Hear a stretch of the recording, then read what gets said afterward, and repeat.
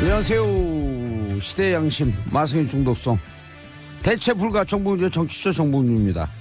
자, 지금 이 시각 여러분이 가장 많이 찾아본 실시간 검색어는 뉴욕 맨하튼 테러, 용의자 포함 4명 부상, 경찰은 테러로 규정했습니다. 자, 수능 등급 컷, 수능 성적표 오늘 공개죠. 검색어에 올랐습니다. 오늘 성적표 배부합니다. 자, 그리고 최강 한파, 서울 첫 한파주의보, 그리고 또 많이 찾아본 우병우 영장, 세 번째 구속영장 청구. 자, 이 중에 봉도사가 찾아본, 봉도사가 고른 오늘의 실시간 검색어는 우병우 구속영장 청구입니다. 국민에게 스트레스를 줄 거냐? 법원 정신 차릴 거냐? 정신 차리세요. 아라운드 온 세상이.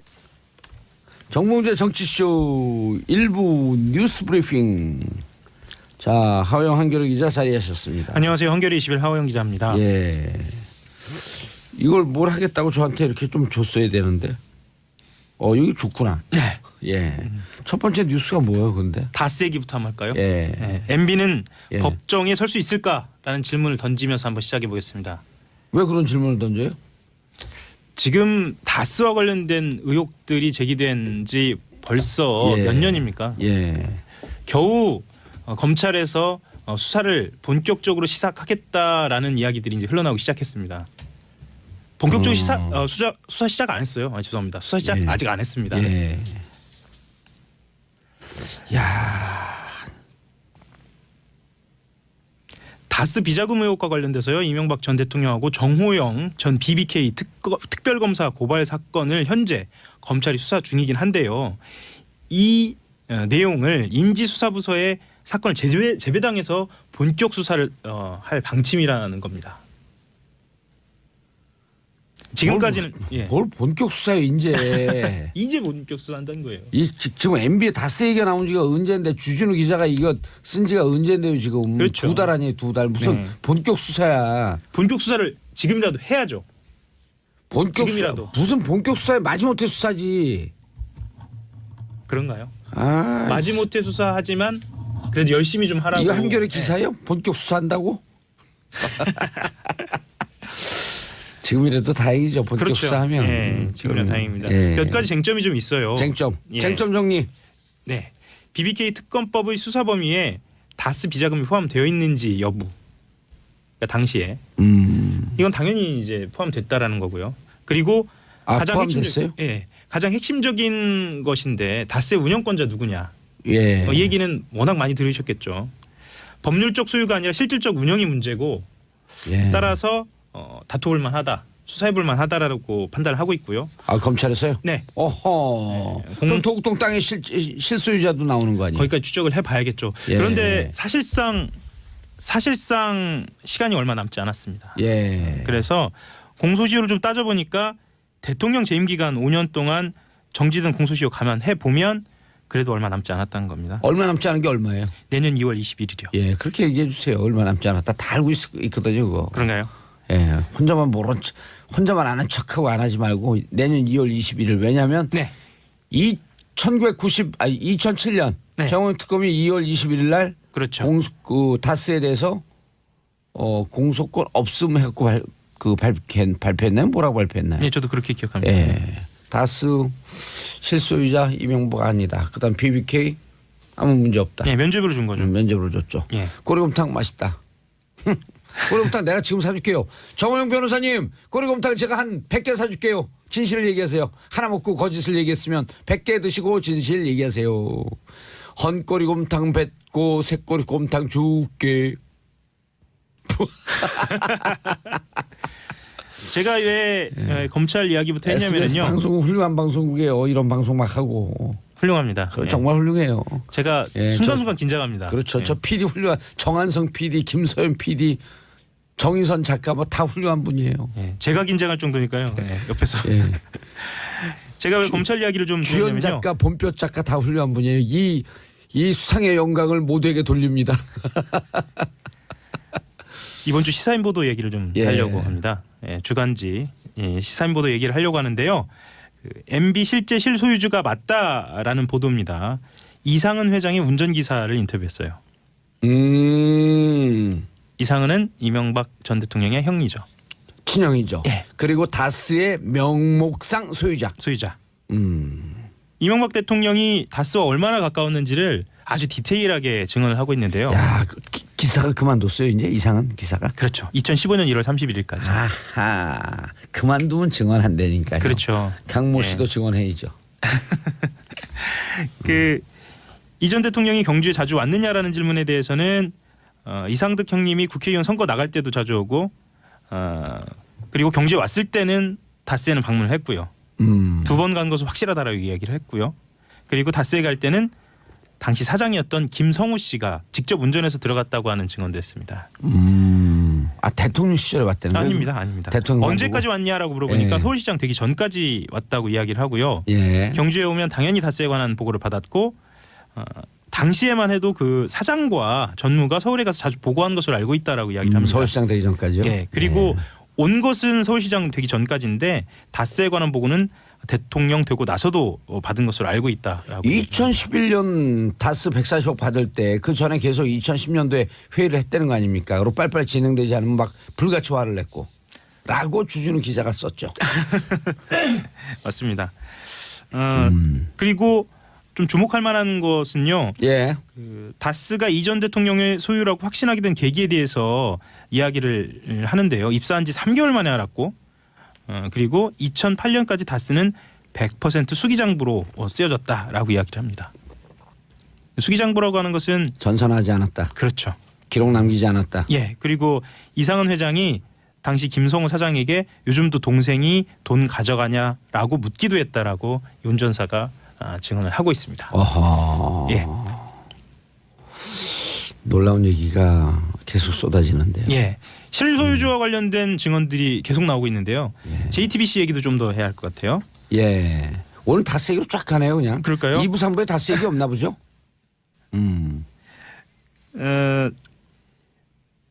이명박 전 대통령이 이 1996년도에 종로 국회의원 선거에 나오고요. 예. 2002년도 서울시장 선거에 나오잖아요. 예. 그때마다 다스에서 10수명이 선거 지원을 나갔다 이런 이야기입니다. 그리고 당시 상황을 조금 더 살펴보면은요. 3에서 4개월 정도 가 있었던 사람도 있었고 예. 급여가 또 다스에서 나갔다는 겁니다. 다만 이명박 전 대통령은 2007년 한 월간지 인터뷰에서 딱 한 명만 있었다 이런 얘기는 했었고요. 조금 더 들어가 보면요. 예, 계속 들어가세요. 그냥 감질나게 하지 말고 쫙쫙 들어가요. 예, 쫙쫙 들어가 보겠습니다. 예. 자서전도 샀다는 거예요. 이것도 트럭으로. 다스에서요? 예. NBA 자서전을요? 예, 신화는 없다라는 자서전. 당시에 베스트셀러니까 사서 보신 분도 많으실 거예요. 근데 따져보니까 베스트셀러가 초기에 베스트셀러로 진입하기 위해서는 좀 구매가 좀 있어야 하잖아요. 그렇죠. 예. 사재기죠, 사재기. 말하자면 사재기한 거 아니냐라는 의혹임과 동시에 그만큼 다스에서 얼마나 이명박 전 대통령을 귀하게 여겼는지를 보여주는 당연하죠. 증거가 자기 되겠습니다. 회사로 간주가 되니까. 예. 이것뿐만 아닙니다. 그 다스가 주요한 그 국면이 있거든요. 예. 이 회사가 어려웠던 이 국면마다 이명박 전 대통령이 또 등장한 것으로 또 나타나는데요. 다스 협력업체에서 노조가 만들어지자 이와 관련 처리를 직접 지시했다는 정황도 나온 겁니다. 오. 다스 협력에서 어디예요, 이름이 거기는? 자동차 부품회사 세광공업입니다. 세광이요. 예. 예. 세광 더원. 예, 세광인데 2000년 7월 이 회사 노동자들이 민주노총에 가입한 직후에 다스하고 갈등을 일으키게 되면서요. 다스 측에서는 세광의 핵심 설비를 모두 회수해서 결국 회사가 문을 닫게 됐는데요. 아, 그래서 이때 결정 과정이. 예, 그래서 그게 더원으로 넘어갔다라고 하는 얘기가 그때 나온 거네요. 예. 예. 이때 결정 과정에서 이명박 전 대통령이 개입했다는 증언이 더원이 나옵니다. 아니라 S1인가? S1이네요. S1 같네. 자회사 중에 몰아주고 있는데. 예. 아, 이름 기억이 안 자회사 나요. 저도 그 자회사 이름까지 정확하게 자회사가 지금 4개인데 기억이 그 중에 안 하나로 납니다. 예. 몰아주고 있고 그 하나의 지분을 이시영 씨가 75% 갖고 있다. S1일 거예요 아마. 예. 그건 제가 다음 시간에 꼭 예. 확인을 해보겠습니다. 제가 확인해 줬잖아요. 금방 S1. 예. 경주에 있는 다스 본사까지 내려왔어요. 이때요. 어. 이명박 전 대통령이. 그래서 임원들을 모아서 회의를 직접 주재했고 2007년도에요. 예. 대통령 선거 와중인데 2000년입니다. 2000년. 2007년이요. 아닙니다. 2000년에 그랬다는 겁니다. 2000년에. 아. 네, 예, 2000년.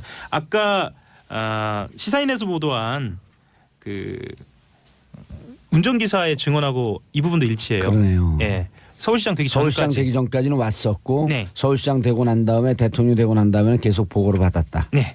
아하. 그리하여 이 세광이라는 업체는 결국 폐쇄됐습니다. 폐쇄됐어요. 4개 그 예. 협력 협차 중에 세광이 폐쇄가 됐고 네. S1하고 아마 주소지가 같을 겁니다. 그래서 예. 실소유주가 누구냐라는 것에 대해서 검찰이 주목하고 있는데 예. 하루만 해도 어제 하루만 해도 이렇게 많은 실소유주와 관련된 간접 증거들이 많이 쏟아졌다 이 말씀 드리려고 중앙지검 준비했습니다. 산하에서 하는 거죠. 몇 차장 산하인가요 여기는?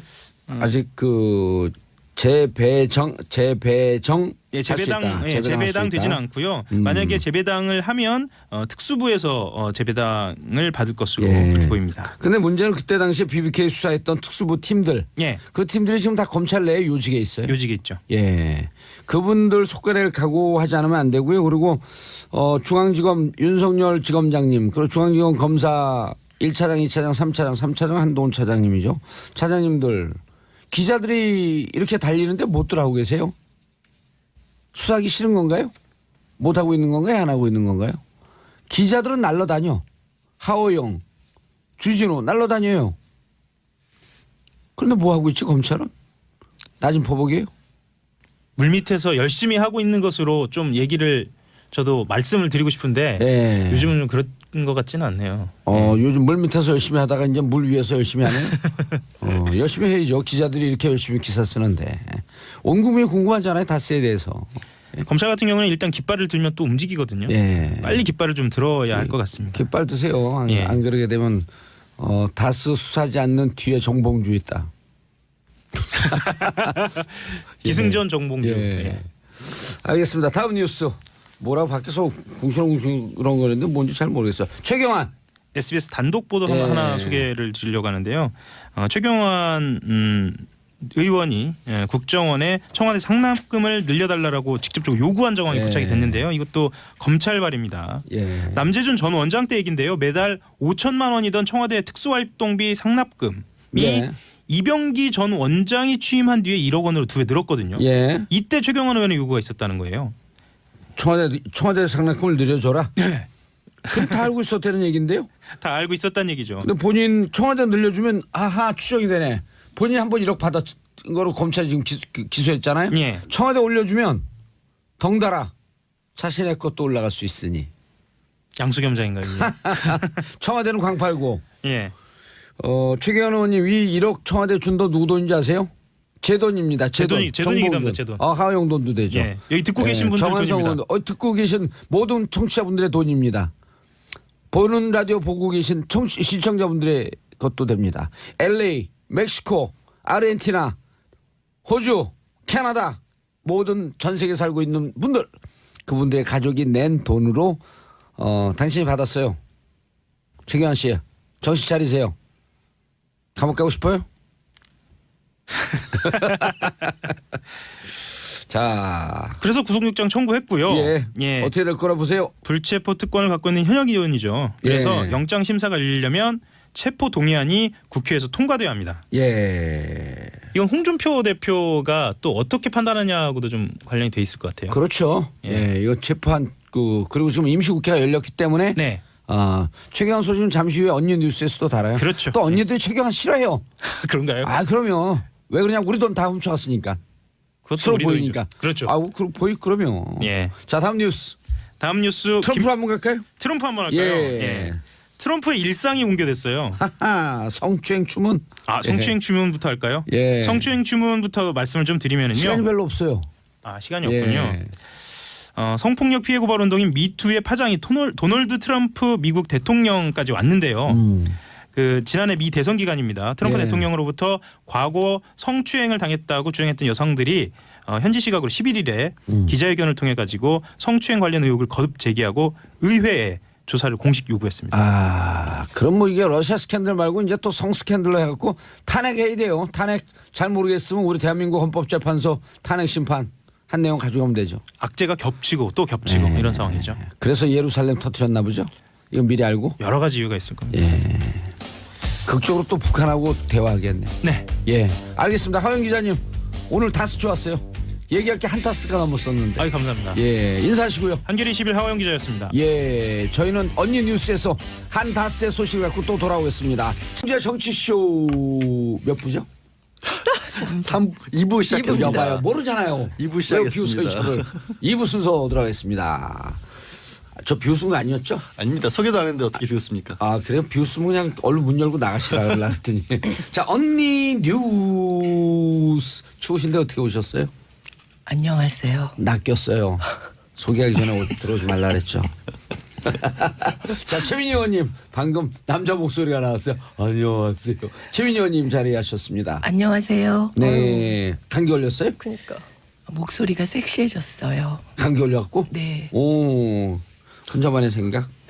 아 진짜 뭔가 어투도. 아 저도 감기 걸렸어요. 저녁에 맥시멈으로 온 감기예요. 근데 봉도사님이 감기 걸리면 목소리가 방정 맞아지고 위원님이 걸리면 목소리가 부드러워지네요. 근데 뭐 방정 맞으셨어요? 지금 억지로 내서 그래요. 힘이 들어갖고. 아, 네. 소개도 안 받으셨는데 지적하시네요. 네. 다 낚였어요. 자 양지열 언니 변호사. 안녕하세요. 양재입니다. 예. 자. 아, 반론을 제기하기도 힘들어요. 아니, 이제. 심지어 그 기분이 언니 안 좋아갖고. 변호사는 김어준도 언니라고 하던데. 왜 다른 방송 카라 진행자까지 접혔어요. 옷이나 펴고 얘기하세요. 고란사의 중앙일보. 안녕하세요. 많이 튀고 있어요. 중앙일보 고란입니다. 아니 제가 제 기사가 나오면 소심해서 댓글을 보거든요. 근데 예. 댓글 중에 아 그 고란사의 고란 기자님이구나. 기사하고 아무 상관없이 깜짝 놀랐어요 진짜 댓글 보고. 예, 얼마나 많은 사람이 듣고 있게요. 그리고 우리 그런 거밖에 기억이 안 나요 사람들이. 아 가긴 그래서 여기 나왔고 어떤 사람들 내가 막 부정적으로 얘기하니까 그거 싫어하는 출연자들인데 긍정적으로 얘기하면 기억이 안 나요. 걔 계속 이지아 변호사를 내가 1년 동안 공격했거든요.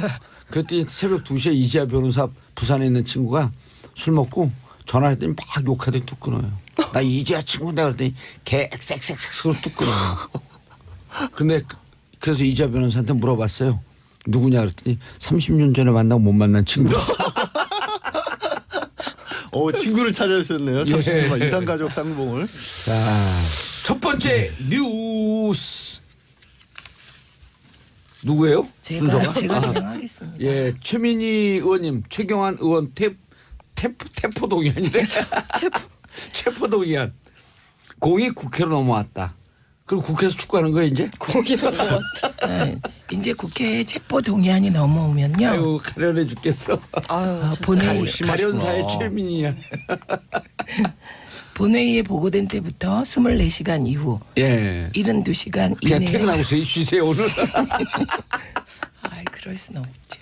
예, 계속하세요. 네, 표결해야 하거든요. 음. 근데 본회의가 22일 날 열립니다. 22일. 네. 예. 그런데 그렇게 되면 하루가 지난 23일 오후 2시에 본회의부터 표결이 가능해요. 예. 그런데 중요한 건 이날이 임시국회가 끝나는 날이라는 겁니다. 예. 예. 밖에서 지금 작가분들이 안쓰러웠고 가능하면 다른 패널들이 구라를 많이 풀어주세요. 최민의래. 너무한다 진짜. 최민의. 의리. 예. 아, 최민희 의원님 분량을 좀 다른 분들이 대신 소화해 달래. 그러게요. 그러면 22일 날 전에 어떻게든 표결을 해야겠네요. 붙여야겠네요. 안 그러면은 표결 아니죠. 22일 날 그 열리니까. 네. 그러니까 이제 그 시민 여러분께서는 임시국회가 뭐 며칠부터 며칠 11일부터 23일 열린다 그러면 본회의가 매일 열리는 줄 아세요. 근데 그렇지가 않다는 거예요. 저는 국회는 해봐도 매일 열리는 줄 알아요. 그렇죠. 그런데 본회의는 여야가 합의된 날짜에만 열립니다. 합의된 날짜 22일에? 네. 아하. 그럼 20일 지금 회기 중이니까 네. 최경환 의원을 현직 의원님으로 체포하려면 체포 동의안이 통과해야 된다. 네. 과반수 출석에 출석과 과반수 과반 찬성. 찬성입니다. 이건 뭐 떼놓은 당사 아니에요, 그럼? 홍준표 자유한국당 대표가 제일 먼저 보내고 싶어 할 텐데. 그럼 너무 쉽게 통과가 될 것 같은데요. 그럼요. 네. 그때 아니 그 통과되라는 데는 민주당이 다 반대표 던져보지 한번. 그래도 통과될 거요? 무슨 말씀이세요? 그래도 통과돼요. 설마요. 그래요? 근데 이제 설마 일부러 사는다고요? 이러시는 거고요. 네. 지금 자유한국당은 굉장히 속내가 복잡하실 겁니다. 예, 이 본회의에 전원이 참석해서 반대했을 경우 후폭풍이 두렵잖아요. 그렇죠. 참석해갖고 찬성하면 또 대구 가면 돌 맞을 것 같고. 그렇죠. 그리고 이제 본회의에 참석을 안 하자니 방탄 국회 논란이 예. 다시 일 것 같잖아요. 그렇죠. 그래서 세비 깎자. 세비 2.7% 올리고 본회의도 안 나오냐.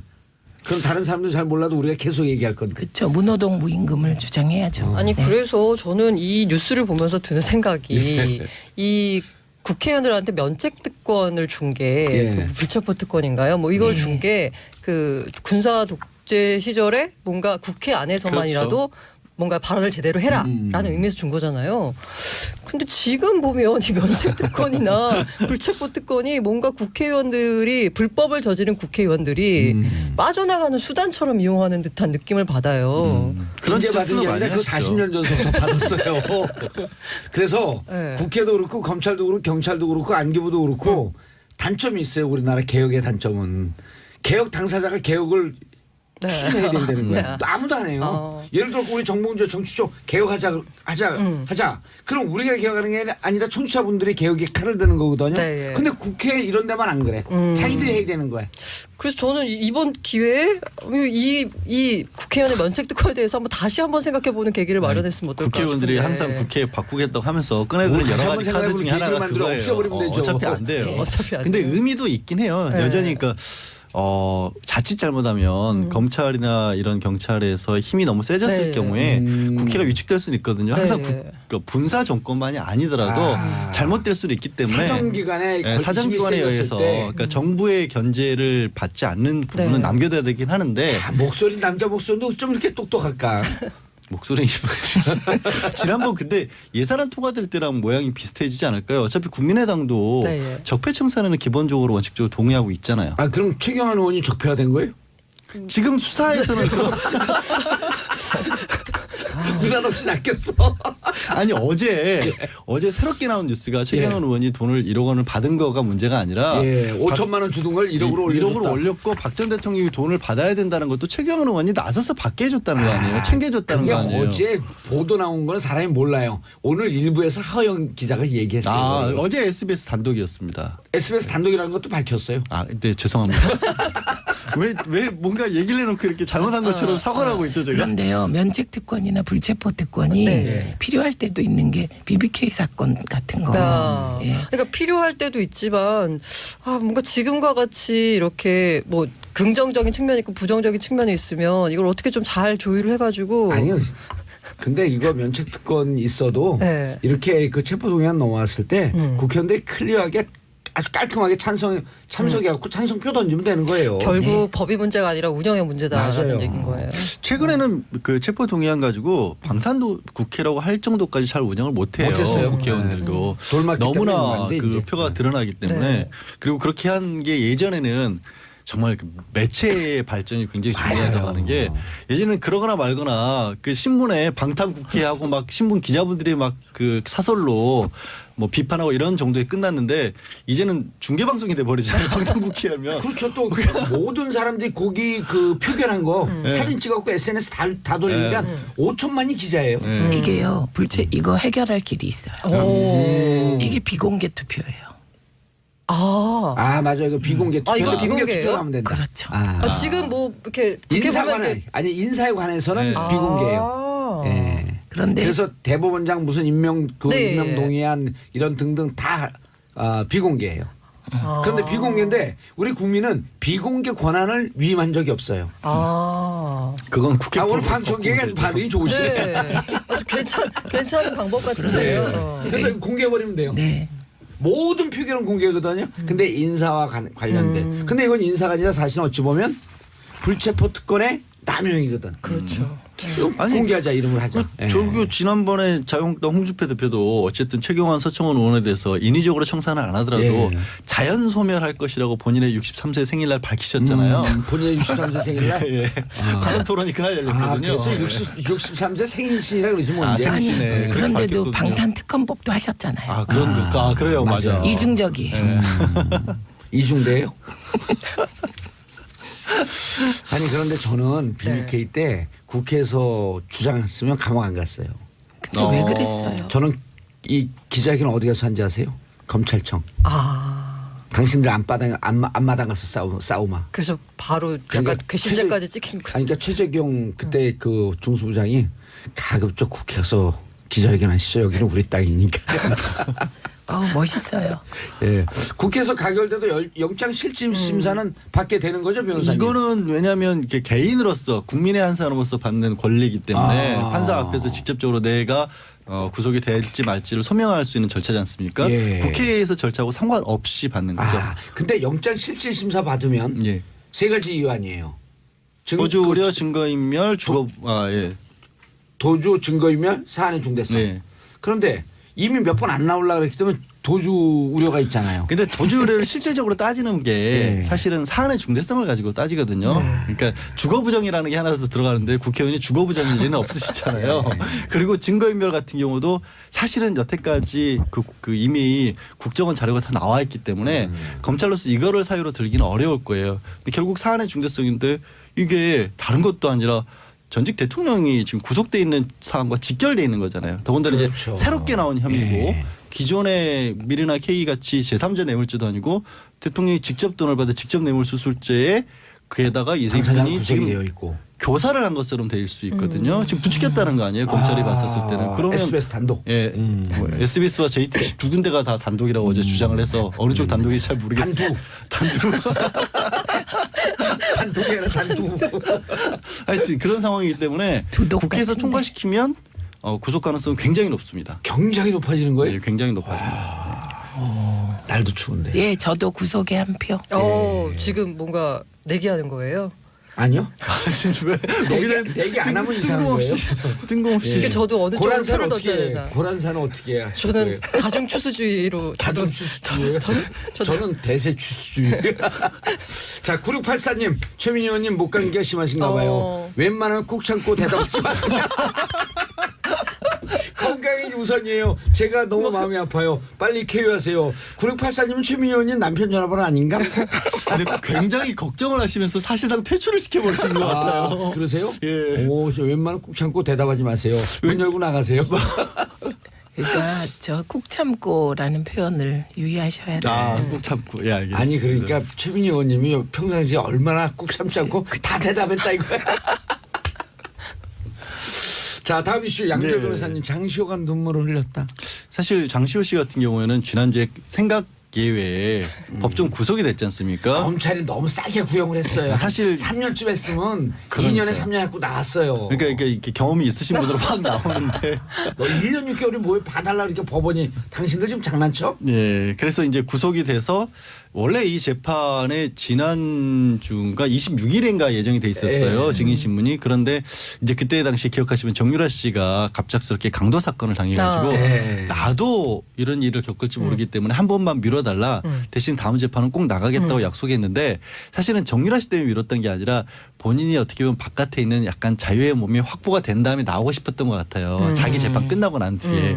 그래서 어제 이제 사실 이재용 증언을 하러 증인으로 이재용 삼성 부회장 재판에 출석을 했거든요. 예. 근데 증인 신문 그러니까 증인을 하려면 이제 거짓말하지 않겠다, 거짓말하면 처벌받겠다는 위증 선서라는데 선서장을 이렇게 다 이렇게 가보시면 아시겠지만 써서 이렇게 읽어야 되거든요. 예. 그걸 읽을 때부터 울었어요, 사실은.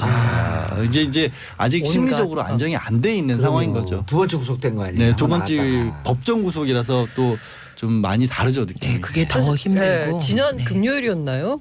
약간 그 출석할 때 보면은 뭔가 끝나고 나서 내가 기자회견을 해야 되겠다라는 마음을 품었음직한 외모로 완전 이렇게 다 이렇게 다 단장을 하고 딱 이렇게 차려입고 나왔는데 옷도 너무 예쁘게 입고 너무 왔어요. 예쁘게 입었는데 갑자기 갑자기 법정 구속돼서 또 다른 것보다 약간 황당한. 그날 얘기가 아이가 그날도 자기가 데려가야 한다고 했었잖아요. 그래서 아마 그 부분이 좀 심경이 복잡했던 것 같아요. 그 증언을 하는 내내도 중간중간에 울먹울먹 했었는데 중요한 얘기는 또 어제도 했습니다. 사실 삼성과 관련된 부분에 있어서는 일부 최순실에게 상당히 미룬 부분도 있는데 어제 새롭게 나온 얘기가 있었어요. 최순실이 교육방송 사장 선임과도 관련해서 영향력을 어제 처음 발휘했다. 나왔죠. 어제 처음 나왔어요. 그래서 이건 그럼 어떻게 왜 이야기를 하게 됐냐면 영재 스포츠센터 저 장시호 씨가 운영을 했던 영재 스포츠센터가 강원도에서 스키 대회를 하는데 이게 EBS가 공식 후원자로 그 지원을 해줬다라는 겁니다. 근데 후원 요청도 갑자기 이제 최순실이 여기 넣어봐라 해가지고 이틀 전에 넣었는데 그냥 바로 이틀 만에 해줬다라는 거예요. 참 이해가 안 되는 게 네. EBS 교육방송은요. 예산이 교육부에서 반받아가고 그렇죠. 문체부에서 반받아가고 사실 국가 지원이거든요. 예산이 없는 데예요. 수신료에서 일부 받습니다. 예, 수신료에서 일부 받고. 근데 네. 그런 데 가갖고 진짜 그 우리 전문용어로 눈탱이 친 거예요. 근데 그 EBS 예산도 사장 얼마 되지도 않는 데가. 근데 생각해 보면 삼성에서 받을 때도 국회에서 장시호 씨 되게 이 얘기가 잘 뜯어보면 되게 웃긴 게요. 제주도에서 살림하고 있다가 그냥 최순실 이모가 이게 영재센터 지원서 내라 그래서 그냥 뚝딱뚝딱 만들어가지고 냈더니 삼성이 지원을 16억을 해줬다는 거고 그렇게 뚝딱뚝딱 해서 이틀 전에 대회 개최 이틀 전에 EBS에 냈더니 EBS가 공식 후원을 해줬다라는 거예요. 아시잖아요. 그런데 공식 후원 받기가 얼마나 어려운지. 그리고 예. 보통 이런데 후원 예산은요. 그 전년도에 예산 그렇죠. 잡힐 때 예. 잡혀요. 올해 우리 방송국의 사회 공익성 사업에 얼마 정도의 후원 계획이 잡힌데 안 잡힌 거예요. 그렇다면 후원하기 위해서 추경 예산을 잡습니까? 딴 데서 빼야죠. 그러니까 어마어마한 힘을 발휘했다는 예. 거죠. 도대체 개입 안 한 데가 어디까지인지. 아니 근데 모를 정도로. 여러분들 진짜 요거 들으면서 가니까 이틀 남겨두고 가니까 후원을 딱 해주잖아요. 네. 장시호 씨가 가자마자 그러면은 EBS 방송국 위에 누군가가 실질권자가 힘을 발휘한 거 딱 느껴지잖아요. 문체부죠 뭐. 느껴지잖아요. 네, 김경준이가 다스에 갔어요. 그 가자마자 190억을 30분 만에 줘. 190억을. 190억을 190원도 투자 아니고. 결정. 그래서 그때는 30억인가 50억을 현찰을 받아요 직접 은행으로. 그러면은 다스 위에 누군가가 실소유자가 따로 있는 거 아니에요? 그렇죠. 그 누굴까? 성명불상의 실소유주죠. 법률 용어인데 성명불상자. 그러니까 성은 이유 이름은 MB. 아 요새 MB는 뭐 메가바이트인가요? 그렇죠 메가바이트. 네. 근데요, 아이, 예. 제가 안 끼어들라 그랬는데 네. 그 EBS 전 사장의 경우는 네. 이제 공식적으로 이런 이제 최순실의 인맥으로 이제 됐다 그 얘기가 법정에서 나오기 전에 스스로 그만뒀어요. 그래서 가장 먼저 그만둔 공영방송 사장입니다. 사장이 바뀌었어요. 이번에 최근에 좀 네, 공개실 네, 과정에서요. 네, 바뀌었습니다. 그래도 빨리 뭐 철신을 잘 하신 건가요? 그런 케이스가 된 거죠. 최민희 그러니까 의원님께서 잘 아시잖아요. 그 부분은. 예전에 최영만 사장이 EBS 사장했었죠. 네. 옳고 대학교 동창인데. 청와대 키- 춘추관 출신이었거든요. 춘추관장. 하여튼 근데 아까 이제 검찰에서는 검찰에 대해서 비난을 하셨는데 비난이보다 좀 너무 약하게 구형했다라고 했는데 네. 비난한 거 아니에요. 하여튼 검찰의 작전 실수. 작전 실수. 검찰이 좀 많이 미안했던 모양이에요. 예. 이제 장시호 씨는 어제 항소를 하기로 했습니다. 일주일 이내에 항소를 하지 않습니까? 1심 선고가 나서 항소를 하기로 했고 검찰은 항소를 안 하기로 했어요. 예. 그 얘기는 뭐냐면 그러니까 이번에 2년 6개월 안의 범위 내에서 항소심에서 다퉈지는 겁니다. 예. 그러니까 양쪽 다 항소를 하면 더 올라갈 수도 있지만 검찰은 항소를 안 하고 장시호 씨 장시호 씨만 피고만 하고. 항소, 아. 피고인만 항소를 했기 때문에 아무리 높게 나와도 2년 6개월보다 올라가진 않는다는 거죠. 이른바 항소심에서. 불이익 변경 금지의 원칙. 오, 저 그거 어려울까 봐 말씀 안 드렸는데 그걸 바로 검찰이 항소하지 않으면요. 네. 검찰이 구형한 것 이상으로 할 수가 없어요 이번. 예. 그리고 이번 형 준 것 이상으로 올려치지 못해요. 그래서 불이익 변경 금지 원칙. 야. 그게 헌법에 보장된 권한이에요. 근데요 또 한 가지 변호사 거의 준 변호사신. 공도사님 예. 최가 아니라 권영만 권영만. 누구요? 아 아까 EBS. 정정. 아 EBS 성 바꿨어요 그 사람. 예. 최영만은 만화가였었네. 하여튼 항소심 전망까지 말씀을 드리면 예. 아마 지금 법정 구속, 그러니까 항소심이라는 게 2년 6개월이라는 형도 사실 집행유예가 많이 나오는 그렇죠. 형량이거든요. 항소심 가서 2, 3개월 정도 시간을 끌면 이미 6개월 정도 구속이 됐었고 한 3개월 정도 추가 구속이 되면 대개 이제 3분의 1 정도의 형량을 마치면 집행유예를 많이 해주는 경향이 있어요. 근데 여기서 2년 6개월을 유지하면서 집행유예가 아니라 2년에 3년. 뭐 보통 이렇게 그럴 칠 가능성이 아. 많이 있죠. 네. 그러면 2년에 3년이면 사실 2년이면 실제로 반은 9개월 사는 정도 거거든. 하면 거의 절반 가까이 형을 산 거라서 그런 경우에는 뭐 판결문에 피고인이 실제로 많은 뭐 집행을 했고 반성하고 있고 반성하고 뉘우치고 있으며. 그럴 경우 가능성이 높아졌다라는 거죠. 검찰이 항소를 안 했으니까. 그리고 검찰은요 추가 조사한다 그러면서요 수시로 불러요 이제 장시호 씨를. 특혜 주는 거예요? 아니요 조사를 계속 해야죠. 왜냐하면 새로운 증언도 나왔으니까. 그 새로운 증언이 나왔으니까. 그 검찰을 수시로 불러봐요. 불러 조사를 해야 돼요. 검찰이 바쁘더라도 이런 건 조사 계속 해줘야 돼요. 우리가 검찰에 대해서 너무 많은 걸 알고 있어. 두 손을 모으고 기도하고 있어요. 여기까지. 추운데 또 왔다 갔다 검찰 왔다 갔다 하면 너무 힘들어요. 그래도 철저히 조사하기 위해서 불러줘야 돼요. 있는 것보다 나오시는 게 낫지 않으세요? 아니, 철저히 조사하기 철저히 위해서 조사를 위해서. 계속 불러줘야 돼요. 봉도사님 분 저기 조사를 안 받으셨잖아요. 예, 아예. 저는 조사를 안 받아요. 조사할 필요가 면회도 많이 안 예. 받으시고. 예, 알겠습니다. 밖에서 오늘 난리가 났어요. 빨리 끝내라고. 자, 광고 듣고 3부 돌아오겠습니다. 채널 고정하소서. 홍봉재 정치쇼 3부 순서 들어가겠습니다. 자, 아까 2부에서 다 정리됐죠? 2부에서 하던 얘기. 뭔 얘기를 했죠? 근데 우리 불이익 변경 금지 원칙. 불이익 변경 금지 원칙. 장시호 씨 어려운 말. 얘기다가. 네. 그래서 항소심에서 한 2, 3개월 정도 지난 다음에 네. 집행유예 집행유예 가능성이 좀 가능성이 있다. 많이 높아진다. 왜냐하면 이미 1년 정도 9개월에서 10개월쯤 살았기 때문에. 그렇습니다. 예. 꽃피는 봄이 오면 언니가 돌아온다. 아, 자, 순서 조정할게요. 오늘 얘기할 순서. 고란 기자님. 네. 가상화폐 규제. 네, 제가 워낙 이 비트코인 기사를 많이 써보니까 누가 저를 비코 기자라고 부르더라고요. 네, 미코가 아니라 비코. 그래서 비스코리아? 아, 네. 그래서 어제 청와대 수석 보좌관회의가 있었어요. 예. 거기서 이 비트코인은 정부는 이걸 가상 통화라고 부릅니다. 가상 통화 동향과 대응 방향을 검토한다라고 하면서 이제 서면 브리핑을 했거든요. 이 정부는 가상 화폐와 관련한 현상을 엄중하게 인식하고 향후 상황을 예의주시하면서 불법 행위에 대해서는 엄정하게 관리하면서 필요한 대책을 마련키로 했다라고 일단 원칙을 밝힌 거거든요. 일단 공자님 말씀하신 거네요. 그렇죠. 근데 이게 지금 보면 지난 주말에 네. 한 언론이 가상 통화 거래 전면 금지라는 보도를 냈어요. 일면에다가. 그러면서 가격이 그때 금요일 날 고점이 2,500만 원까지 올랐다가 1,450까지 떨어졌죠. 그렇죠. 그렇게 네. 폭락을 했는데 이런 식으로 이제 거래 금지에 나왔는데 이렇게 이제 정부가 약간 그동안에는 야, 이거 뭔지 잘 모르겠는데 이거 규제를 우리가 해야 되나 말아야 되나 이걸 또 성격을 어떻게 정의해야 되나 말아야 되나 이러면서 그 정부 많은 부처에서 이 성격이 뭔지 몰라요? 그렇죠. 이 사실 이 비트코인이라는 게 이거 정의하기 되게 애매하거든요. 이거 화폐도 아니고. 그렇다고 금융 상품이라고 하자니 그것도 좀 애매하고. 아니 그 무슨 사람이죠? 그 사람이 변한 일본 사람 이름이 기억이 안 나는데. 사토시 나카모토요? 네, 나카모토 한 그대로 하면 되잖아요. A peer to peer. 아니 정치쇼를 안 들어서 그래요. 네. 예. 아니 이쪽 항구에서 저쪽 항구로 직거래할 수 있는. 네.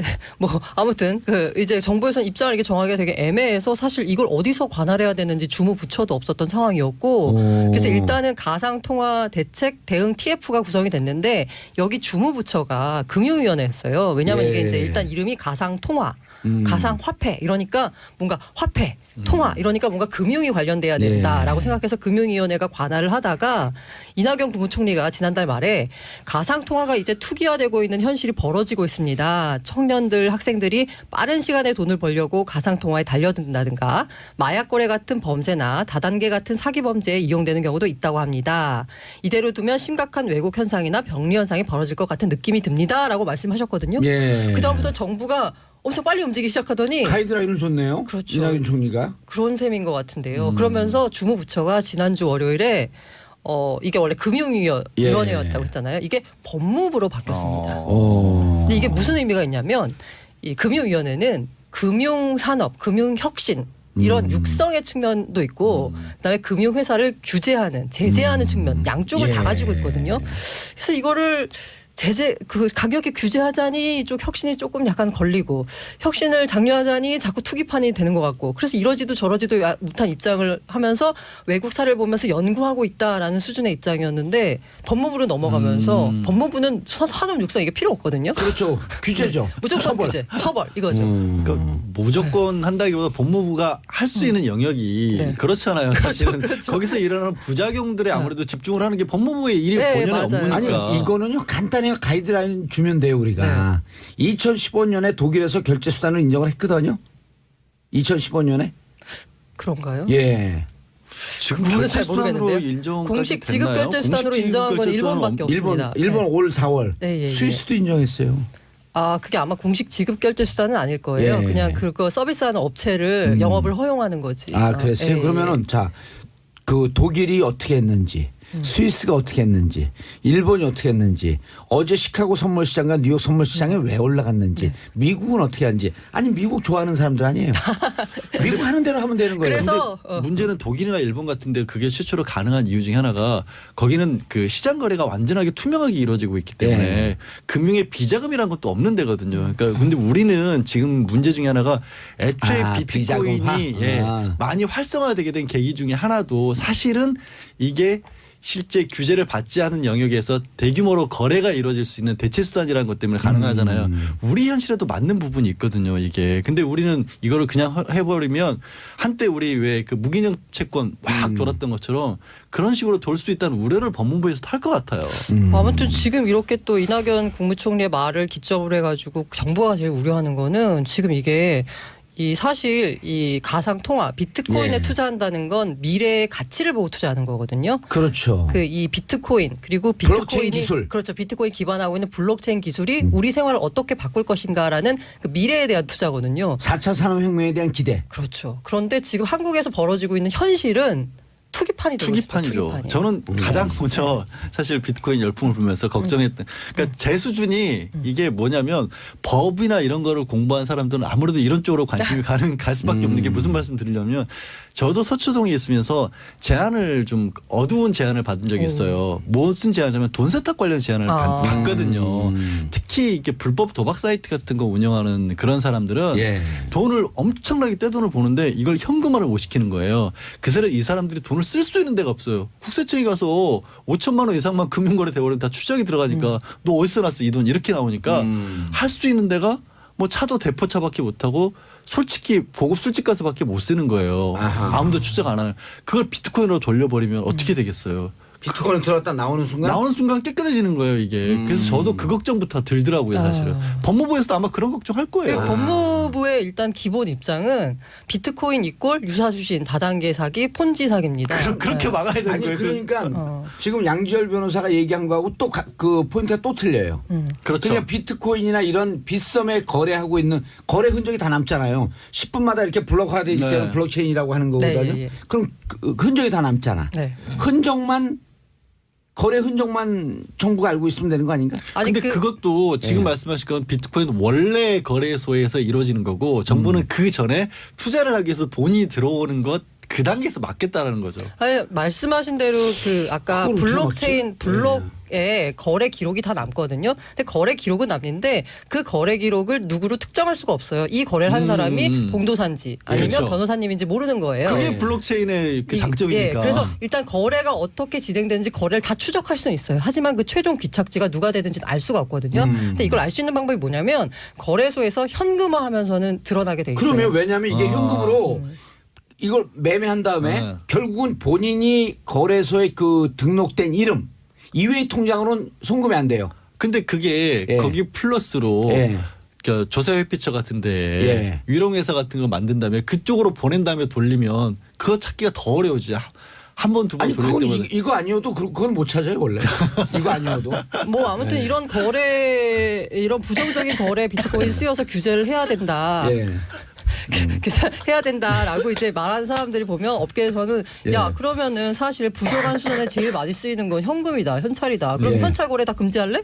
나는 이런 식의 뭐 근데 고란 기자님 너무 디펜스하는 실드 치는 것 같아요. 액수가 아니, 근데 커지니까. 극단적인 논리까지 고란 나오는데. 기자님이 기사를 제일 많이 썼어요. 네. 근데 답답한 게 사실 일본이나 미국 이런 데서는 그 이것을 합법적으로 갈 수 있는 길을 열어주는 거거든. 네. 선물시장 같은 경우에서도. 그렇죠. 근데 우리는 길도 안 열어주고 몰면 풍선 효과처럼 빵 어딘가 터지거든. 그걸 염려하는 거예요.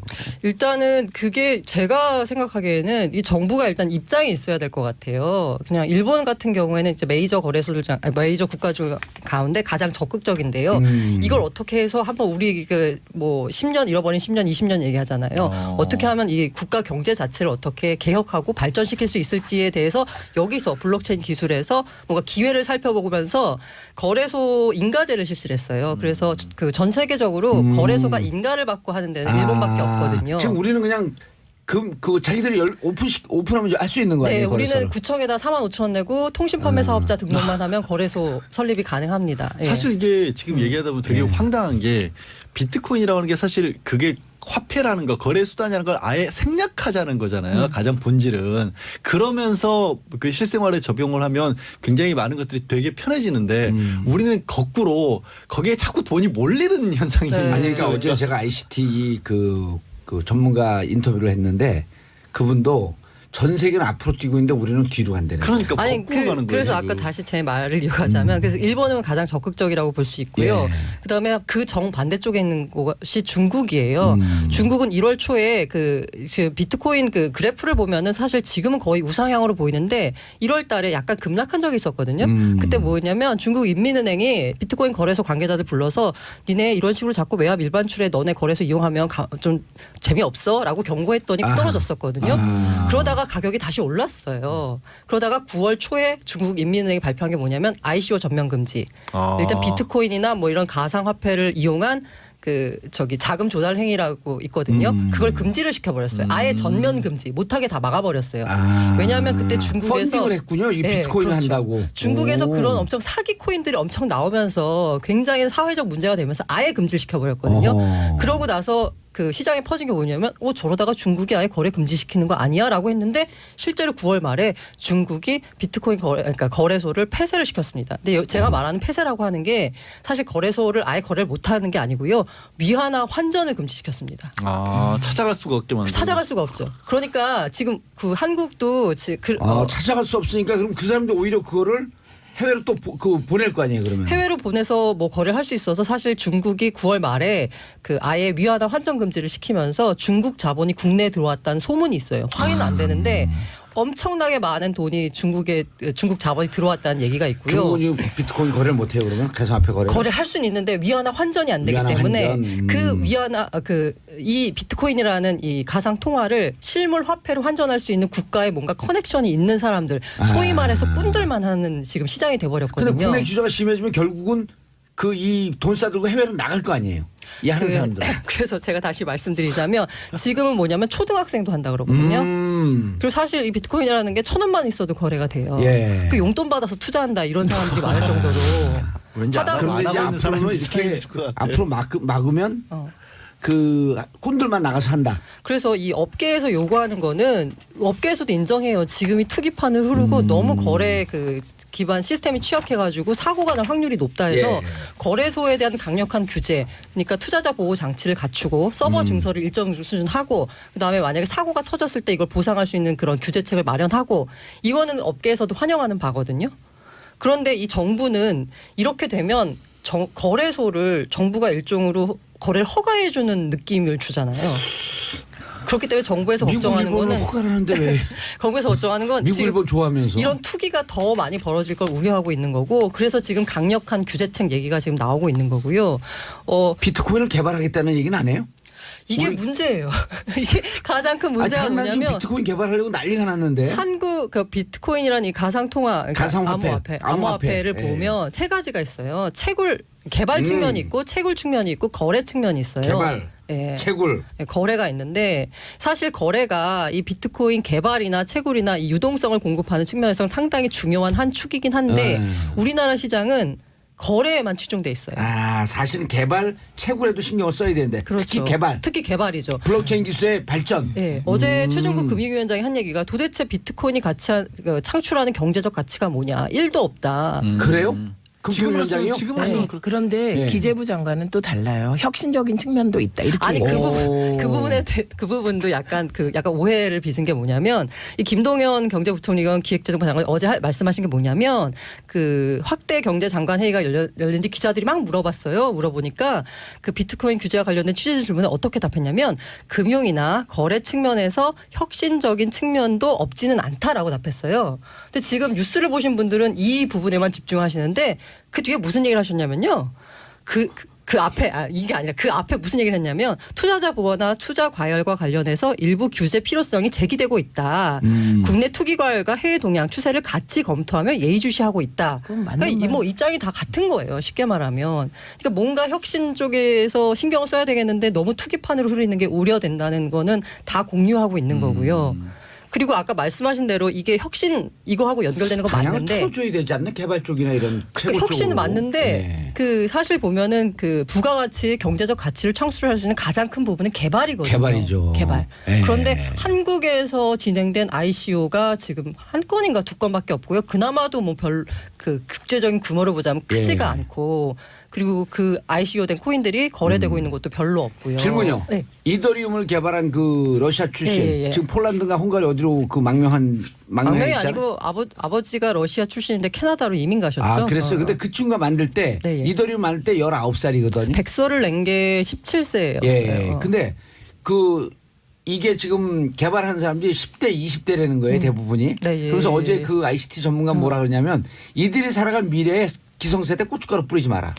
이게 사실 뭐 대부분 10대, 20대는 아니고요. 그 부텔이 약간 좀 특이한 케이스였는데 10대 때 개발한 거고 사토시 나카모토는 뭐 사람인지 집단인지 모르잖아요. 아무도 몰라. 일본 사람인지도 모르고 지금 뭐 살아있는지 죽었는지 아니면 컴퓨터 프로그램인지 이것도 뭐 전혀 알 수가 없는데. AI인지도 모른다잖아요. 네. 아니 근데요 우리 고란 기자님도 이게 우리나라는 그 비트코인이 거래에만 집중하면서 네. 투기 열풍이라서 네, 문제라고 맞아요. 하셨잖아요. 네. 그러니까 정부는 그 투기 열풍에 대해서 답을 해야 되는 의무도 네. 있는 거죠. 그래서 답을 해야죠. 지금 이게 법무부로 부처가 이관하면서 법무부가 생각하는 거는 지금은 너도 나도 주부 학생 뭐 노인들 뭐 다 가릴 것 없이 다 투자하는 투기 열풍이 일고 있는데 뭔가 거래를 굉장히 어렵게 만들어서 소위 말하는 꾼들만 거기서 놀아라.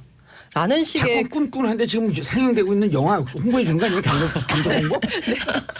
나고 있는 것 같습니다. 예. 어쨌든 전 세계적인 흐름과는 네. 좀 그 역행하고 있는 것만은 분명하죠. 네. 근데 그라운드 제로라고 하더라고요. 네. 우리나라. 근데 전 세계적인 흐름과 역행하고 있는 것도 맞는데 전 세계적인 흐름과 달리 우리나라가 지나치게 투기장화돼 가는 측면이 그러니까 있죠. GDP 대비로 전 세계에서 우리가 1.9%가 그런데 비트코인 거래량은 20%가 넘는데요. 네, 맞아요. 아니 그 가상화폐 거래량이 한 15%쯤 돼요. 그래서 일본이 50%, 혹시라도 중국이 사고가 나면 대한민국에서 날 가능성이 가장 높다라고 그러더라고요.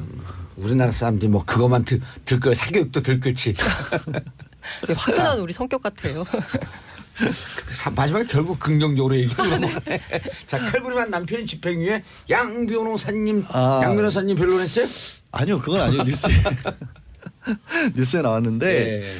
좀 어떻게 보면 이걸 표현이 그렇게 나는데 좀 자주 있다? 아니면 이게 뭐 특별한 사건 같지 않은데 이게 왜 문제인가? 그러니까 이런 일이 아직도 이어진다는 게 좀 문제인 것 같은데 발단은 이렇습니다. 30대 남편하고 아내하고 아이도 있는데 어린 아이가 있는데 이게 자꾸 시댁만 가자 그런다면서 아내가 왜 당신은 당신 생각만 하느냐 친정에는 안 가면서 이게 발단이 돼서 부부싸움을 했는데 그러니까 이제 고기자도 웃잖아요. 너무 이게 흔한 일처럼. 근데 네. 이 남편이 굉장히 과도하게 나왔죠. 그걸 가지고 폭행을 시작을 해서 어머.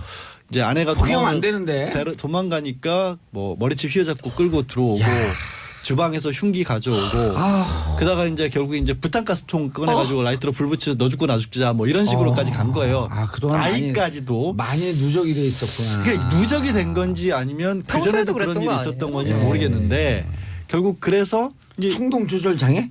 뭐 하여튼 그래서 보호가 저 그것도 받기로 했어요. 그래서 치료도 받기로 했는데 결론은 근데 굉장히 심했던 것으로 들리잖아요. 네. 근데 징역 10월에 집행유예 2년으로 끝났어요. 남편이요? 예, 그럼 남편이. 나온 거잖아요. 나온 거죠. 바로 나온 건데 나온 길을 아내가 원했어요.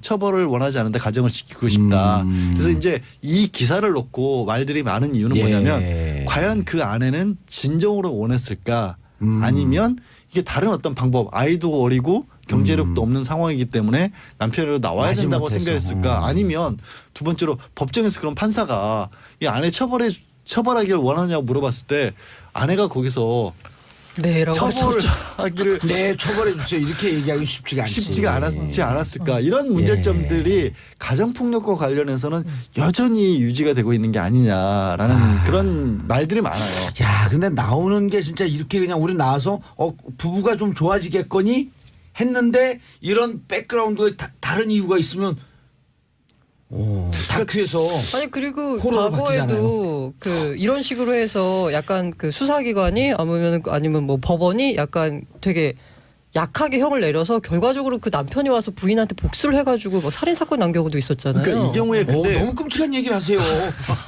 실제 있었던 일이니까. 고란사 왜 그러세요 오늘?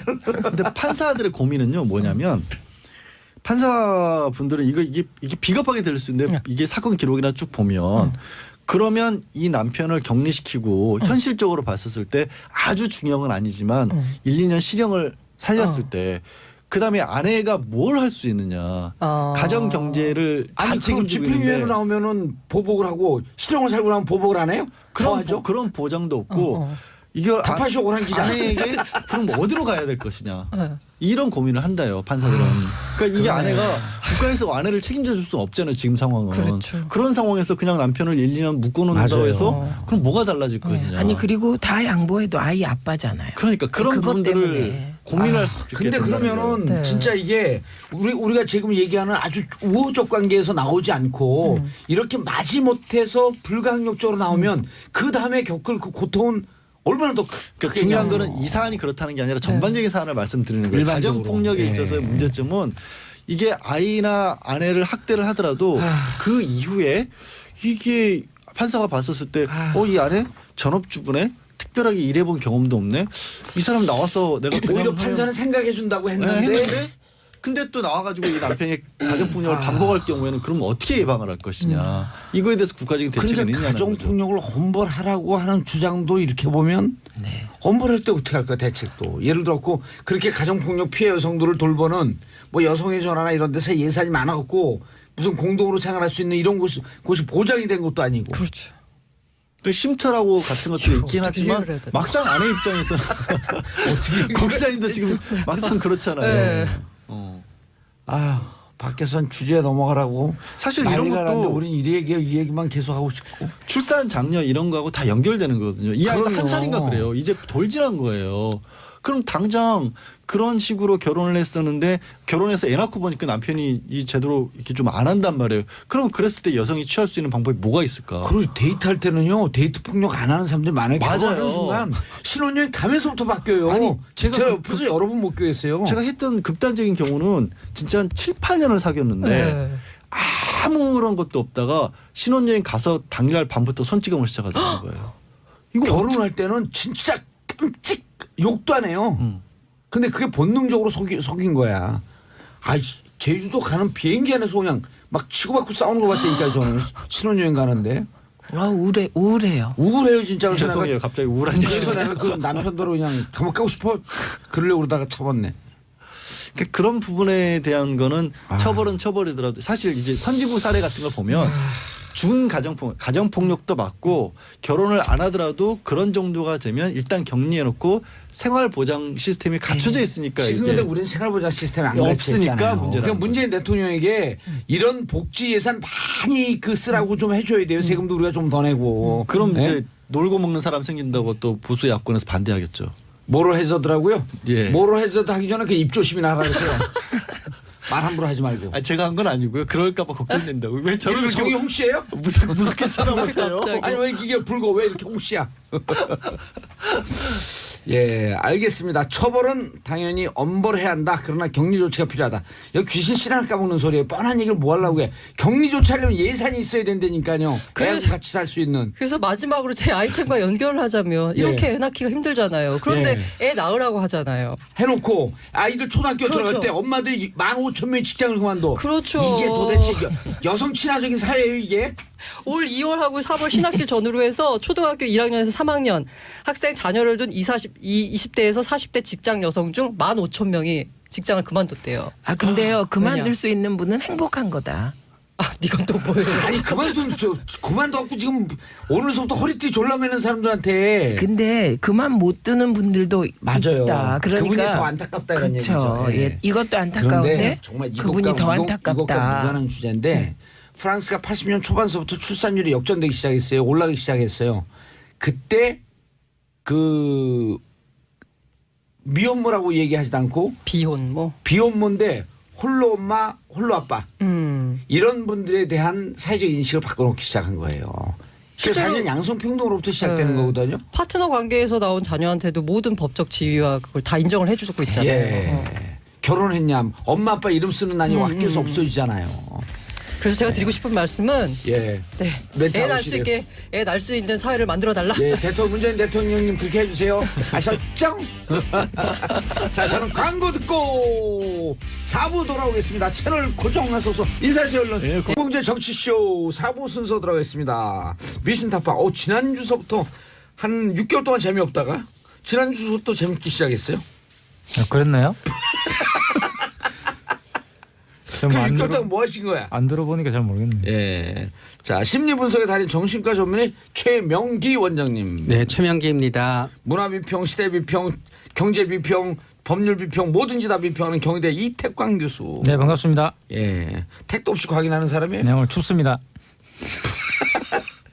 자, 최명기 원장님. 정치인에게 왜 계란을 던질까? 네. 오, 진짜 이거 궁금했던 거예요. 네. 어? 계란을 왜 던질까? 계란. 먹기도 힘든 건데. 그런데 이 계란이라고 하는 게 참 묘한 성질이 있는 건데요. 예. 일단 누가 내가 뭔가 누구한테 던지면은 맞는 느낌이 나야 좋아요. 딱 맞는 느낌은 나야 아프진 돼. 않고 소리는 나지. 네, 딱 네, 빵 네. 나고 또 많이 네. 그런데 또 맞는 느낌은 나야 되지만 그거를 갖다 하면서 내가 감옥에 가거나 내가 형을 받기는 싫어요. 물론 지금은 많이 바뀌어서 계란을 던져도 예. 알겠습니다. 얘기하세요. 네, 계란을 던져도 던지세요. 피해는 있어요. 오. 그러나 그 이전까지는 관례상으로 계란 던진 거 갖고 정치인이 뭐 상대방을 고발하거나 그러면은 예. 에이 왜 저래 하면서 정치인이 오히려 욕을 먹는 분위기였거든요. 그런데 우리가 지금 왜 계란 던지는 얘기를 하죠? 무슨 사건이 있었잖아요. 네, 박지원 대표가 예. 안철수 대표 지지자한테 어디에서요?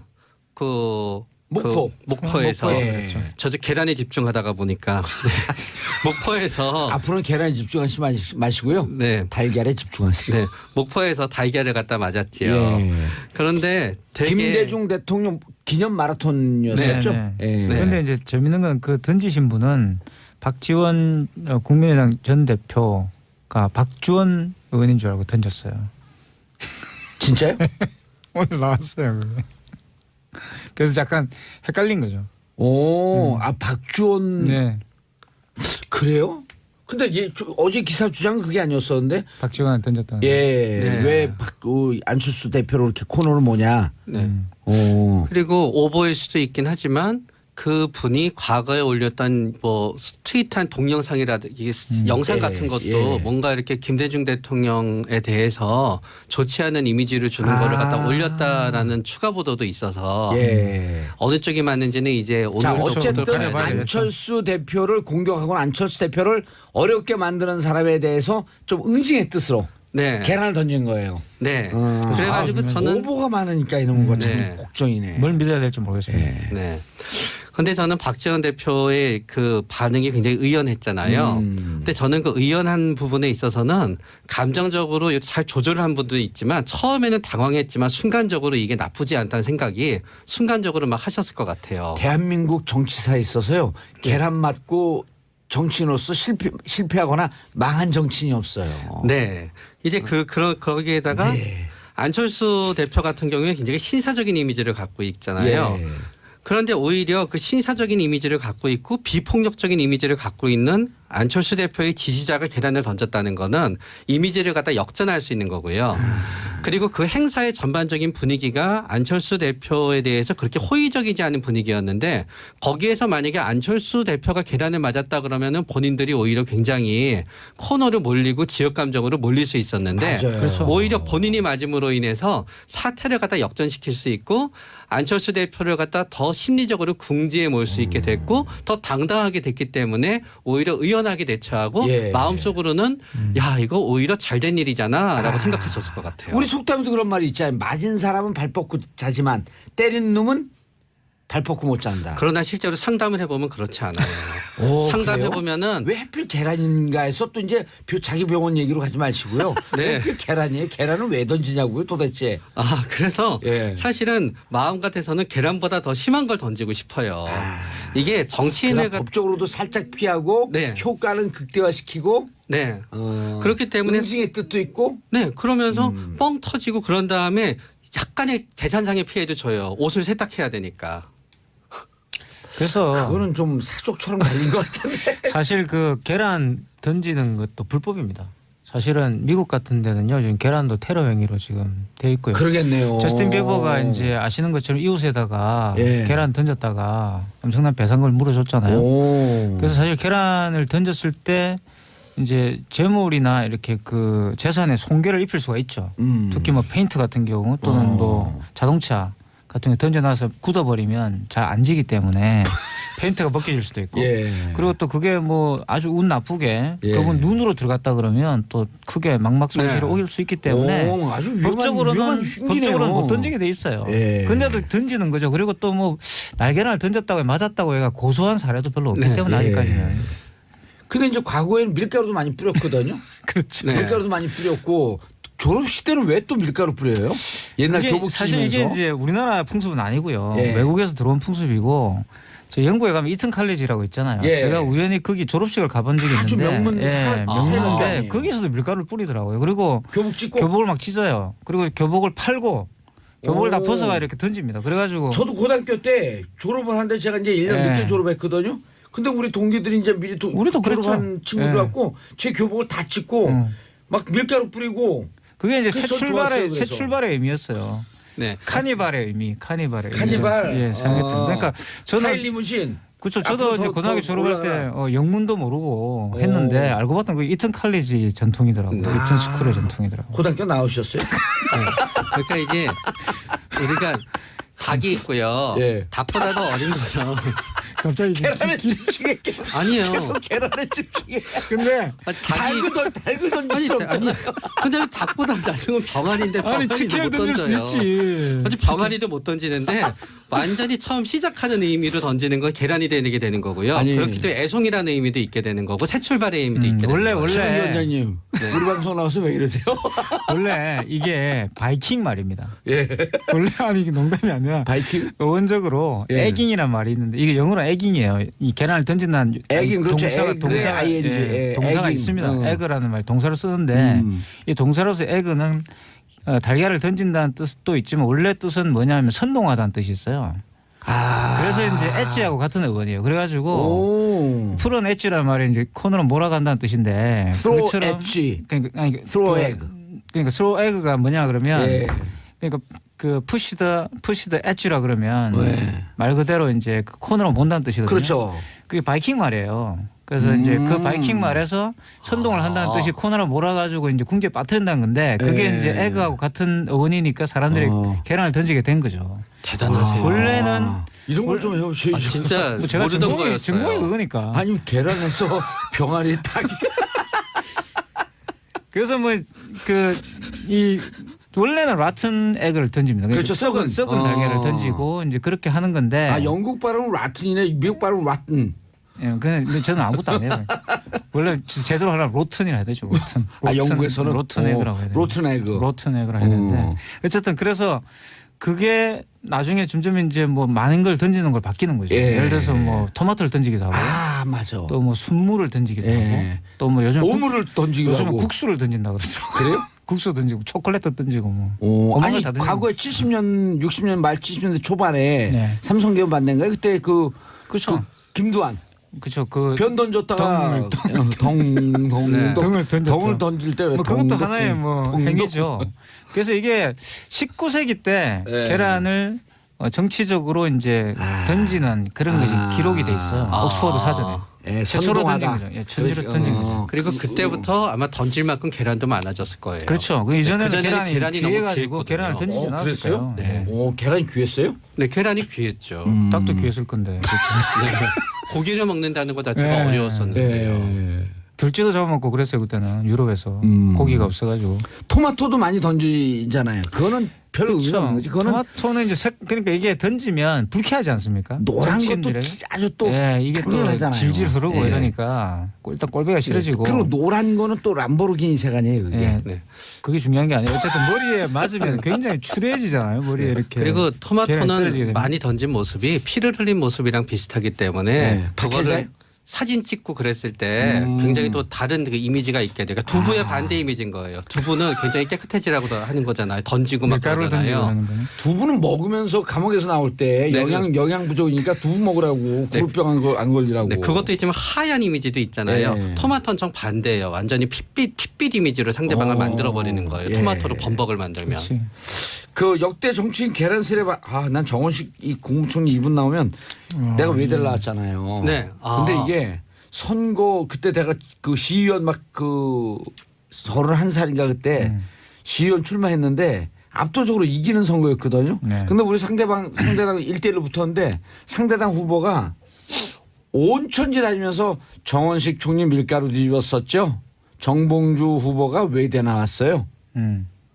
그러니까 계속 그 얘기를 하는 거야. 계속 그 얘기만 하고 다니까 뚝뚝뚝 하더니 100표 차이로 떨어졌어요. 그게 선거에서 그런 식의 인신 공격이 맥히는 전형적인 그 흑색 전략에 당하신 거예요. 아 맞죠. 그리고 총리가 가서 20대 초반의 대학생들한테 밀가루 뒤집어 쓰면 그리고 막 이렇게 끌려다니는 박해자의 모습 아니에요. 네. 거두절미하고 이거는 또 우리 유교 국가에서 그러니까 무리하고 왜 버릇없고. 지금 아마 청취자분들께서는 왜 그런 일이 일어나 잘 모르실 수 있는데 91년도입니다. 예. 사실 이때 저도 이제 강경대 열사가 그때 91년도에 그 전남대에서 전대 그 출정식이 있었어요. 예. 출검식이 있어가지고 많은 학생들이 광주로 갈 때였거든요. 예. 그때는 강경대 열사가 이제 그런 시위에 참여하다가 이제 이 솔직히 말하면 됐는데. 이제 사실 이제 의문사를 한 거죠. 예. 행방불명 그러니까 이제 됐는데 어디 네. 다리 밑에서 발견됐는데 네. 익사라고 발표했죠. 익사는 아니고 맞았어요. 맞아가지고 아. 구타당해서 이제 예. 된 거죠. 그래서 이제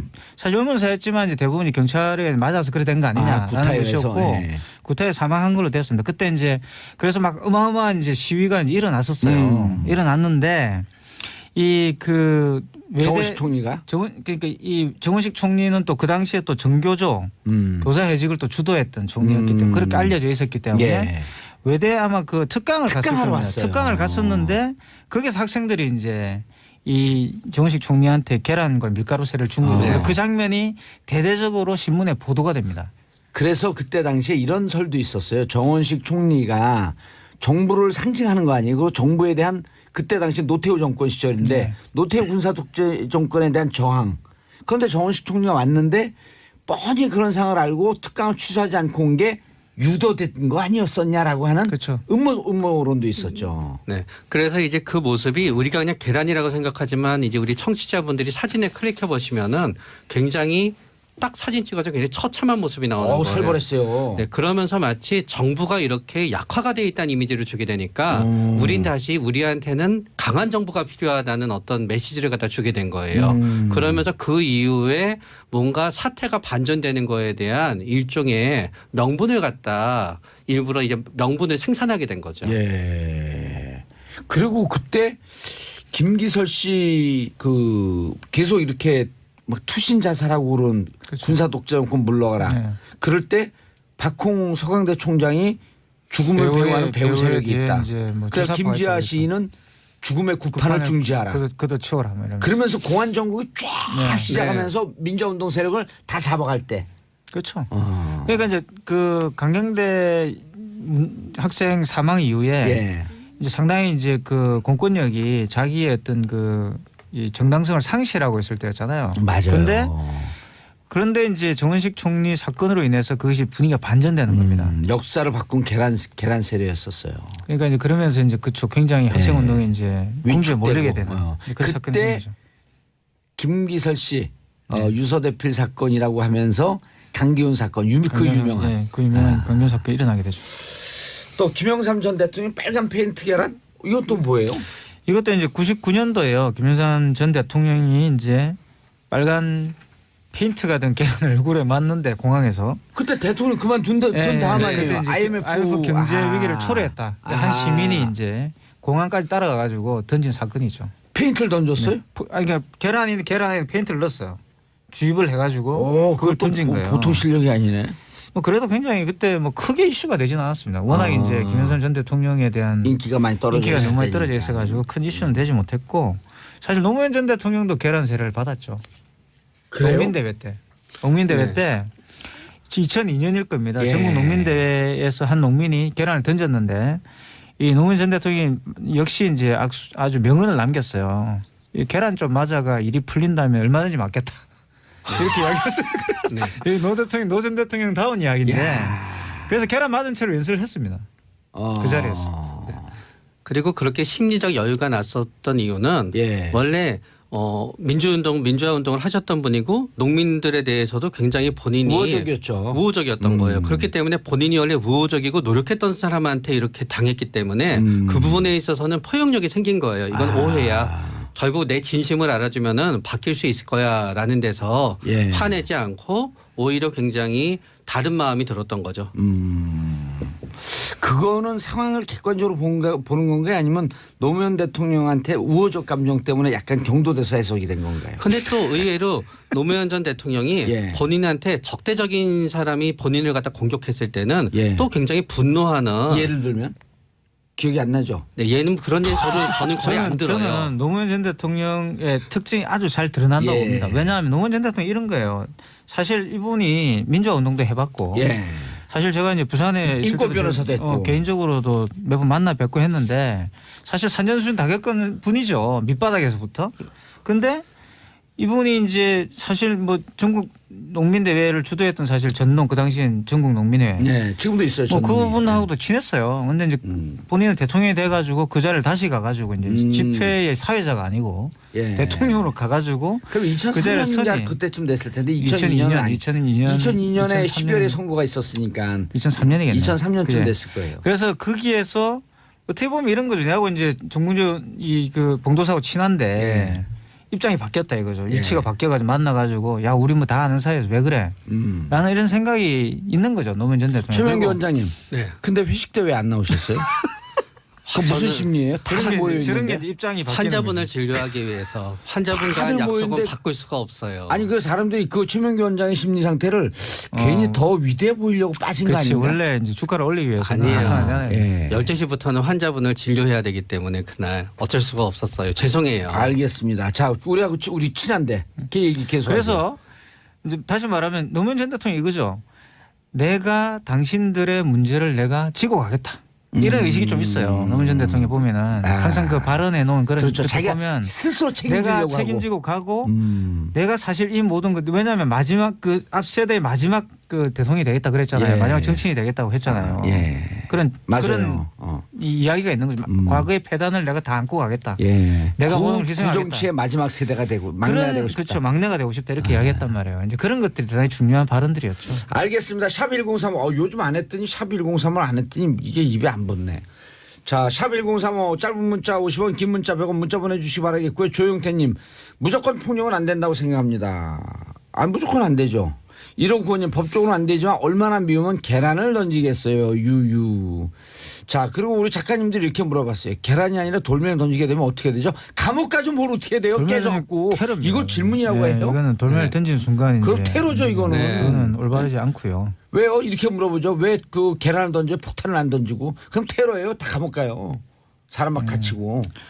물론 이제 뭐 상황에 따라 다를 수 있지만 특정 정치인을 향해서 돌멩이를 던질 이유는 없죠. 그냥 표를 던지시면 되죠 그냥. 표를 던지라고 있는 게 정치인이에요. 야 너무 기가 막힌 답이 나오니까 우리 최민기 원장이 한숨 쉬어. 그런데 이제 복수라고 하는 거는 감정이 막 솟구쳐 올 때 해야 되거든요. 네. 그런데 그거는 지금 못 하고요. 그렇죠. 짧게는 1년, 길게는 3년 뒤에 해야 되기 때문에 예. 어떻게든 지금 당장 감정을 해결하고자 하는 마음에서 그런 부적절한 행동을 하게 되는 거지요. 최명기 원장님 근데요 진정한 복수는 어떻게 하는 줄 아세요? 어떤 걸까요? 진정한 복수는 그 사람에 대한 분노를 마음에서 털어버리는 거거든요. 복수하고 난 다음에. 저는 그렇게 생각하진 않습니다. 아니 없어져야지 그 끝나잖아요 이제. 그러나 또 반대로 어느 정도 복수를 하나도 못했다고 생각하면 모멸감이 남기 때문에 그렇죠. 더 끝나지 그래서 못합니다. 가장 큰 복수는 용서예요. 저는 거기엔 전적으로 반대합니다. 예, 왜 그러냐면요. 복수는 불교에서 뭐라 하냐면 복수는 지글지글 끓는 숯을 집어서 상대방 가슴에 비비는 거라래요. 이 가는 동안에 내 손이 다 타는 거예요. 네. 그래서 저는 멋진 복수에 말인데요? 대해서 네. 얘기하면은 보통 이렇게 말씀드립니다. 복수는 완벽한 복수여야 됩니다. 근데 용서는 아니라 완벽한 복수의 첫 번째 조건이 있는데요. 상대방은 다치면서 나는 안 다쳐야 됩니다. 이게 불가능하죠. 그렇기 때문에 저는 결국은 비슷한 얘기가 되는 거예요. 복수는 없다 결국. 네, 할수 복수를 없지. 하는데 복수를 하는 데 있어서는 복수라는 사람은 내가 다치는 거에 비해서 상대방의 피해가 더 크니까 내가 다치는 건 별거 아닐 거야라고 생각하고 복수를 하지만 이 달걀 던진 분도 지금 치러야 되는 대가는 엄청났을 그죠. 겁니다. 오, 그렇기 때문에 멋진 말인데. 만약에 내가 복수를 하고자 하는 건데 그 복수를 하고 나서도 나한테 피해가 하나도 닥치지 않고 그렇다 그러면은 생각해도 되지만 세상에 나한테 피해가 하나도 닥치지 않은 복수란 그렇게 많지 않습니다. 없죠. 거의 없다고 네, 봐야죠. 그렇기 때문에 복수는 안 하는 게 좋습니다. 예. 그래서 이제 근대 국가로 들어서면은 법으로 사적 복수를 금지한 거예요. 그렇죠. 법으로 맞아. 네. 법 그러니까 대신에 검찰이 국가가 대신해 주는 검찰이 거죠. 피해자를 대신해서 네. 복수를 해주는 거예요. 그래서 검찰이 사실은 그것을 정당하게 집행해 줘야지만 사적 복수에 대한 감정들이 사실은 없어지는 거죠. 그게 예. 국가의 역할이죠. 아 오늘 우리 작가님들 상태가 안 좋네. 뭐 계란을 맞는 정치인들이 대처해야 할 자세. 이런 필요 없어요, 정치인들은 그냥. 계란을 맞으시면 됩니다. 예, 계란 맞고 그냥 맞으면 잘못했다. 그만큼 이제 네. 그 유권자들이 사랑하니까 계란을 던지는 거죠. 먹는 걸 던진다는 게 얼마나 좋은 거예요. 그런데 얼마나 진짜 화가 나면 본인도 이거 계란 던지러 올 네. 동안 많이 고민했을 거 아니에요. 그렇죠. 내가 이거 반짝을 처벌을 스쳤을 거예요. 취소해야 한다. 그러나 내가 분명 국민들에게 뭔가를 분명히 보여줘야 이 안철수를 흔드는 사람들에 대해서 분노하고 있다는 것을 보여줘야 된다. 여기까지 짧게 생각한 거예요. 이렇게 성공함으로 인해서 되레 안철수 후보의 의원의 대표의 지지율이 떨어지고 국민들이 떠난다고 하는 것을 몰랐던 거죠. 네, 맞아요. 그런 문제가 생기는 거죠. 예. 안타까운 거죠, 그게. 네. 그러니까 계란을 준비한다는 것은 이제 말씀하셨던 것처럼 아주 면밀하게 고민을 했다는 이야기잖아요. 예비 업무. 그렇죠. 예비 업무를 한 거죠. 그러니까 왜냐하면 그 충동적으로 던지면 항상 계란을 갖고 다니지 않잖아요. 터지죠. 점심용으로 계란을 가지고 이런 사람 별로 없는데 그러면 뭐, 계란을 가져왔다는 거 아니에요. 계란 갖고 남의 집에 들어가고 후라이 한번 해볼게요. 딱 해서 후라이 먹고. 하필이면 그때 계란이 있어서 던졌다. 이건 말이 안 되잖아요. 그러니까. 그렇죠. 아니면 가게에서 우연히 가져왔다든지 그것도 그렇죠. 아니고. 근데 그런 게 말이 안 되죠. 아마 왜냐면 그 계란을 얘기를 다 던지기 할 위해서 것 가져온 같아요. 거죠. 피의자이신 분은. 왜요? 가게에서 우연히 가져왔다고? 아마 다 한 번씩 얘기하실 아니면 거예요. 어디에서 후라이 한번 해먹으려고 계란 들고 왔는데 딱 보여갖고 계란을 던졌다? 그렇죠. 네, 범죄인들은 이거는 다 사람을 그렇게 잘못 얘기해요. 알아봤다는 그럼 그렇게 형사가 말할 수 있겠죠. 그게 말이에요. 막걸리에 오늘 점심에 막걸리나 가서 드세요. 그래서 이제 계란을 던지는 행위는 상당히 정치적 행위는 맞습니다. 예. 알겠습니다. 자, 최명기 원장님, 이태강 교수님, 꾸벅 인사하세요. 네, 네. 감사합니다. 예. 자, 저는 내일 10시 10시 5분에 다시 찾아뵙겠습니다. 평화를 살아가는 대한민국 국민 여러분, 날이 춥습니다. Don't worry, be happy.